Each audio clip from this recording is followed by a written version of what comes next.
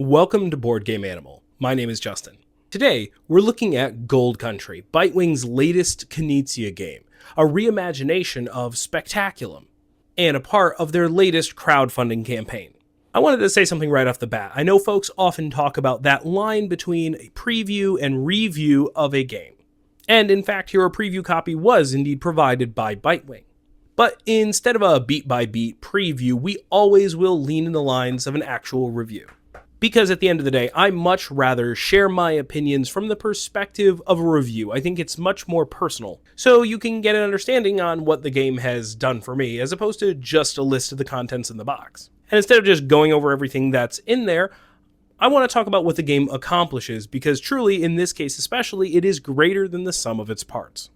Gold Country may be the most Knizia game from Bitewing yet. With its impeccable simplicity to play, but cavernous depths to replay, discover, and master, very rarely has a game risen the ranks for me so rapidly after playing.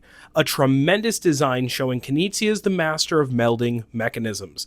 In this case, stock manipulation with his tried and true tile laying. Gold Country is a stock manipulation, commodity speculation, train game essentially. You will be buying and selling and working diligently to engineer the market, tanking and raising the prices of the 4 mines that everyone is investing in. The gameplay is incredibly straightforward. On your turn, you'll be placing 3 tents, growing out the tendrils of the mine of that color respectively. And you have the option for 2 transactions, 2 buys, 2 sells, or 1 of each. And while there are other special abilities you can purchase and maybe swap one of the tents you have, your turns are never bogged down. The complexity, as Knizia usual, is really in the depth of the choice that you're making. It's not the kind of game where the function of what you're doing mechanically is overly crunchy and has a ton of moving parts. But instead, the meat of it comes from the fact that the consequences of your choice will have major snowballing effects. With each placement, you're potentially setting your future self up, blocking an opponent from something good, opening up an opportunity for them to do something, baiting them to, etc., etc. It takes very little time to see that the special something here, that special sauce in this game, is very rapidly in the interaction amongst the players. Once you get going and trying to read the room, all feels especially Knizia in this tile laying form. But let's take that healthy dose of Knizia balance and then dial it up a notch. It feels different, so many of the big name tile layers, because you don't have a player color. You're all playing in a shared sandbox and watching some incredible interactions unfold. It's a beautiful production from Bitewing with Beth Sobel's artwork that really do make the themes stand out. It's classic, it's simple, and it has a bit of an old-fashioned classic game vibe that really meshes well with the theme. Couple that with the tweaks from Spectaculum the game offers, throw in a second map with different tiles that feel modern and spicy without sacrificing any of the slickness of the core design. And all in all, you're just getting that complete package. A game that looks good, is easy to teach, and smooth to play while having all the richness that folks of this kind of economic stock experience are looking for. I think it's going to be a standout in Bitewing's catalog, Knizia's catalog, but honestly, just be a hallmark for this genre as the kind of game that folks could try out who've never really ventured too far into this kind of game. So yeah, all in all, it's just a really clean, ingenious design that I keep wanting to come back to since the first time that I played it.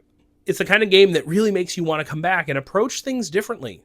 Alternate back and forth between the boards. Experience the extra layers that the river board and that extra crunch of the different special tiles adds to the game, some simple but enticing little twists, or go classic and play the pure brilliance of the base game. I think what will make this game really stand out is the fact that while you may not have perfect information at all times, everyone has one share of a mine that you don't know which one they have.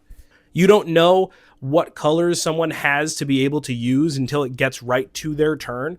So while you're not always going to know everything, one of the big clever aspects of this game is that there is so much out on the table. You are seeing what people are buying and selling, which then gives you the opportunity to try to influence what's happening to everyone else while maintaining your own financial security in the game as well. The updates to this design in some ways are so simple, but so practical and make a huge difference, even down to the bandit tokens, which do not expand any particular mine, but instead add an element of chaos and can be incredibly powerful when used correctly.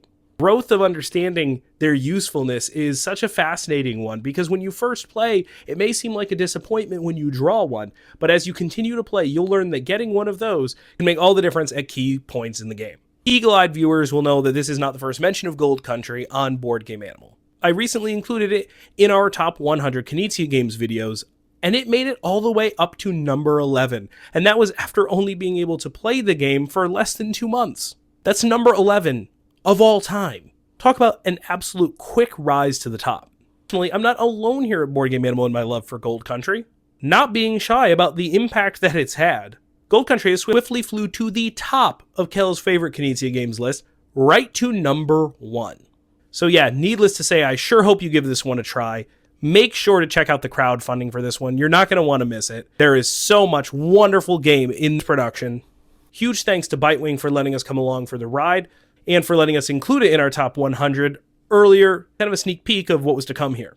Thank you so much for watching, liking, and subscribing, and don't forget to always play board games like an animal.